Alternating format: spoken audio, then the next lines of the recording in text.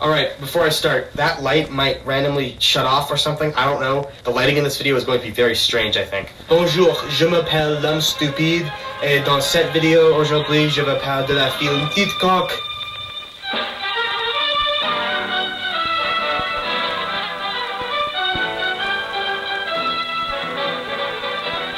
Years of French finally paying off. So yeah, if you didn't catch that, in this video I'm going to be talking about the film TikTok, which if you saw that title and you were like, sorry, what's the name of the movie? Calm down, get your head out of the gutter. It means Little Rooster. It's a nickname. It's fine.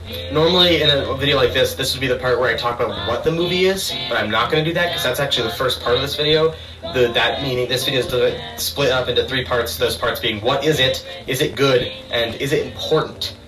It is, yes. So I'm just going to immediately start. First things first, what is it? TikTok is a movie from 1952 that is based off of a play from 1948. That is, the guy who made the play wanted to make a movie originally, but he didn't have enough, budget or whatever, and then he made the play, and then it got popular enough, and then later he made a movie, so it's the same guy who made both.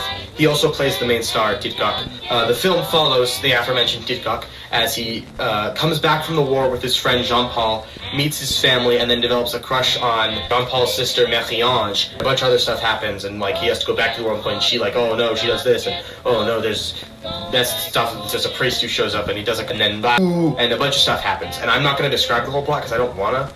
And I feel like describing it makes it sound incredibly boring. Also, it's set at Christmas, I should say that, and that's kind of relevant, I guess. It was Christmas a little bit ago. I don't really know what else to say for what it is, because that's what it is. It's a movie. It is black and white and in French. And also it uses slang, from Quebec. That's where the film was made also. It was made in Quebec. And that's important. I'll discuss that later. So if you don't know any French, you will not understand this movie when watching it. And I'm just going to jump straight into the is it good section, because then I can talk more stuff. Yeah, it's pretty good. I'd say it's pretty good. It's not great.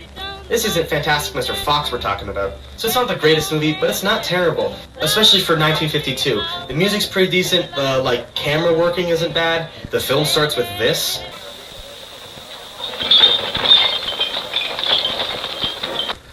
And that's really funny to me. It's a bit goofy, of course, because it's an older film, and also if you're a child with no sense of humor, every time they say the guy's name, you will laugh. But yeah, the film is pretty good. There's some parts I really liked. I'm gonna, of course, I should have said this at the start. Spoilers for the entire movie, by the way. But there's some interesting things that I think are really cool. One of those things is so TikTok, I should have said this also, is an orphan. That's a big character thing of his. And throughout the movie, he's always talking about how he wants to be with Marie-Ange and he wants to be in love with her and stuff. And then at the end of the movie, knowing how movies work and how stuff like that, I was expecting it to be they would run away together. That doesn't happen. He, at the end, she's already married to someone else now. He comes back, he's super angry, he's and then she hits him with you only love me because I have a family and you want to have a family. If I didn't have this family, would you still love me? And then he says, not really. Technically, TikTok is the villain of this movie, which is not what I was expecting. I just think it's interesting because, I was expecting this movie to be a more traditional love story where it ends with them, being in love and running out together. But no, he's the villain, and he only really loved her because he wanted a family, because he didn't have one as a kid. So when he finally gets one, his repressed depression is he's a child again who's just I want a family and this is the way I can get one. And it's not what I was expecting at all. Also, there's a scene where a woman speaks in English in the movie.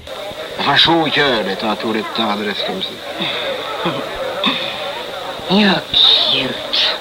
Okay. It's very strange to be watching a French movie and suddenly hearing someone say English words. It feels like that doesn't make sense. It's a movie that is good, but I would say it's good because it doesn't do what's normal. It didn't do what was a normal thing. It did the other thing of, the main guy's the villain who wants to be in love, and he just leaves at the end. That's it. They just leave. Because he doesn't,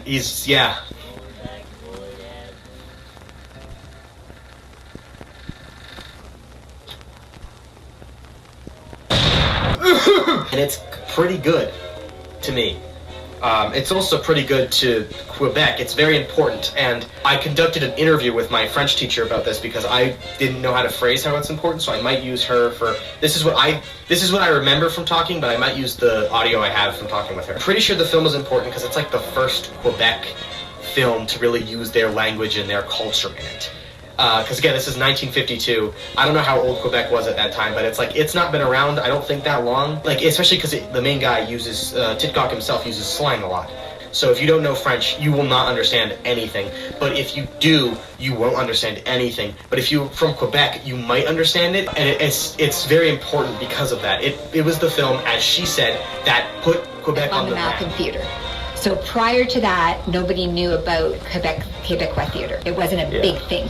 And so this put Quebec on the map, and that's why I like it. Also, it was important because it made some critiques about, like, the church and, like, Catholic stuff, and also I'm pretty sure it like kind of tackles the fact that like he's a soldier coming back from war. That it treats post-war, because I think that's really important to have a post-war perception of what was going on.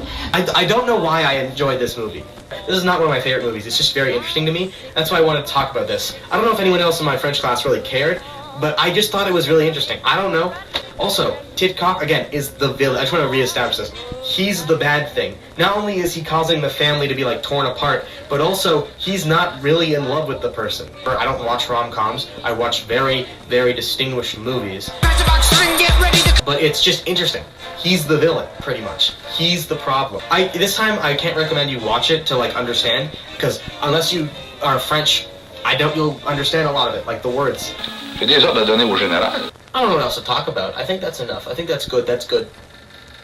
Don't watch this movie unless you know French, but tell other people about it. I don't know. I don't really care. Ah.